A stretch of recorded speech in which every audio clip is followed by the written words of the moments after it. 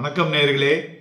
Financial year 24 நமது Nifty ஒரு notable கெயினோட இன்றைய தினம் மட்டுமே 219 புள்ளிகள் அதிகரித்து 22,343.50 வரை முடிவடைந்திருக்கிறது.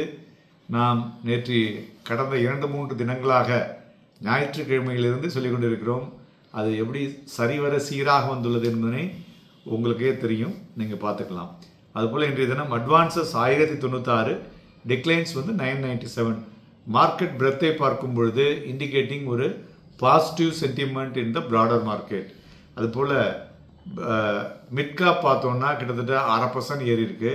ஸ்மால் கேப் இன்னைக்கு ஒரு marginally gain 0.04%. Market volatility index என்று சொல்லக்கூடிய விஏஎக்ஸ் பார்த்தோன்னா 1.0% ஏறி இருக்கு. ஸோ இட் இஸ் ஒரு வாலட்டிலிட்டி இந்த மார்க்கெட்டை குறிக்கிறது. PSU bank, auto, Nifty metal, pharma top gainers today. Media only major sector which under perform today. மெயினாக PSU பேங்க்ஸ் எல்லாம் பார்த்தீங்கன்னாக்க RBI மீட்டிங் அடுத்த வெள்ளிக்கிழமை இருக்குது. அதில் நிறைய அந்த VRR பையிங் ஆஃப் இந்த செக்யூரிட்டிஸ் டாலர் நிறையா இருக்கும். அதனால் லிக்விடிட்டியை இம்ப்ரூவ் பண்ணுவோம் அப்படிங்கிற விஷயத்தை இன்றைக்கி சொன்ன பிறகு PSU பேங்க்ஸ்லாம் பார்த்தீங்கன்னா ஒரு பெட்டர் மூவ்மெண்ட் இன்றைக்கி கொடுத்துருப்பது குறிப்பிடத்தக்கது.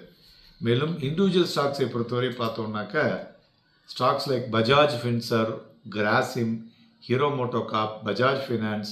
மெயினாக பஜாஜ் ஃபினான்ஸ் ஏறியதற்கு முக்கிய காரணம் இந்த பஜாஜ் ஹவுசிங் ஃபினான்ஸ் தனியாக IPO வர இருக்குது. ஸோ அதனுடைய வேல்யூவேஷன்ஸ் அதிகமாக இருக்கும் பொழுது இதுதான் ஒட்டுமொத்த சிஸ்டர் கன்சர்ன். அதனால் அது பார்த்திங்கனாக்க பெட்டராக இன்றைக்கி பண்ணியிருக்குன்னு சொல்லலாம். அதுபோல் Eicher motor, State Bank of India, power grid, ONGC, Adani enterprises, Divi's lab இவையெல்லாம் ஏறிய பங்குகள். நிஃப்டி 50ல் இறங்கின பங்குகள்னு பார்த்தோம்னாக்க like Axis Bank, Reliance and Tech Mahindra top losers today. மேலும் தங்கம் பார்த்தோம்னாக்க இன்றைய தினம் எகைன் 557 ரூபாய் அதிகரித்து 66,924லையும், வெள்ளி 112 ரூபாய் அதிகரித்து 74,744லையும், குரூடாயில் 95 ரூபாய் அதிகரித்து 6,871 மணியமாகி கொண்டிருக்கிறது. பிரெண்ட் குரூடும் பார்த்தோம்னா இன்னைக்கு $1 per barrel அதிகரிப்பது குறிப்பிடத்தக்கது. மேலும் இந்த FI24ல் ஃபினான்ஷியல் இன்ஸ்டிடியூஷன்ஸ் FII பார்த்தீங்கன்னா கிட்டத்தட்ட 2 லட்சம் கோடி ரூபாய் இன்வெஸ்ட் பண்ணியிருக்காங்க. ஸோ ஹையஸ்ட் சின்ஸ் 2021லேருந்து. So they have got a very good ஒரு கான்ஃபிடன்ஸ்.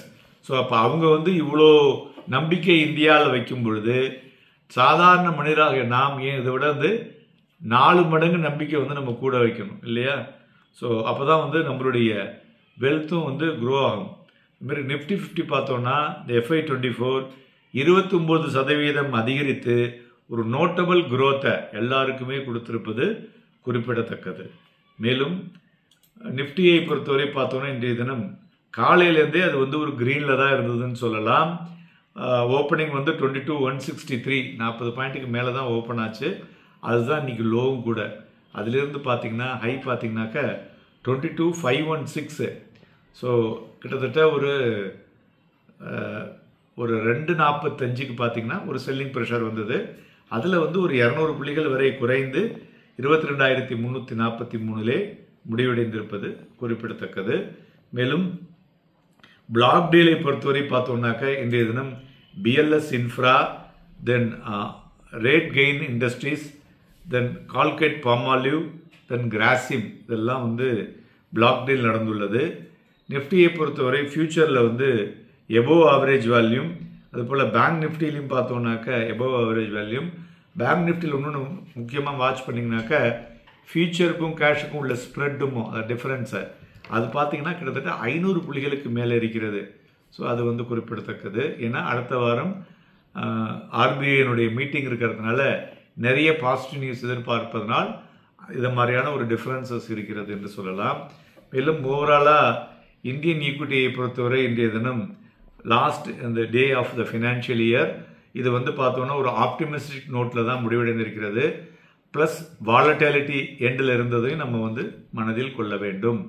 ஸோ மெயினாக retail investor, domestic institutions, financial institutions இவங்க 3 பேருமே அக்ராஸ் த கேட்டகரிஸ் வந்து மார்க்கெட்டில் இந்த வருடம் ரொம்பவுமே ஆக்டிவாக இருந்திருப்பது குறிப்பிடத்தக்கது. அதுபோல் மிட் கேப் அண்ட் ஸ்மால் கேப்பும் பார்த்தோம்னாக்க ஒரு ஃபார்ச்சூன் ரன்னர்னு சொல்லலாம். இந்த வருஷம் ஒரு ரீபவுண்டிங், அதுமாரி இந்த மாதத்தில் பார்த்தீங்கன்னா முதல்ல செல் ஆஃப் இருந்தது, மறுபடியும் ரீபவுண்ட் ஆகி பையிங் வந்திருப்பதும் குறிப்பிடத்தக்கது.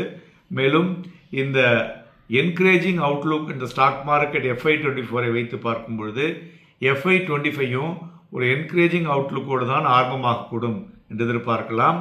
மேலும் இதில் வந்து ஒரு லார்ஜ் கேப் ஸ்டாக்ஸில் பார்த்தீங்கன்னாக்க நிறைய வந்து ஒரு இன்ஃபர்மேஷன் கொடுக்கறதுனால அதனுடைய ப்ரீமியம் பார்த்தீங்கன்னா மேலேயே இருந்துக்கிட்டு இருக்கு. இதெல்லாம் ப்ளஸ் நம்மளுடைய எலெக்ஷன் இன்புட், அதற்கு தகுந்தாற்போல் மார்க்கெட்டினுடைய வாலட்டிலிட்டி கண்டினியூ ஆகக்கூடும் என்று எதிர்பார்க்கலாம்.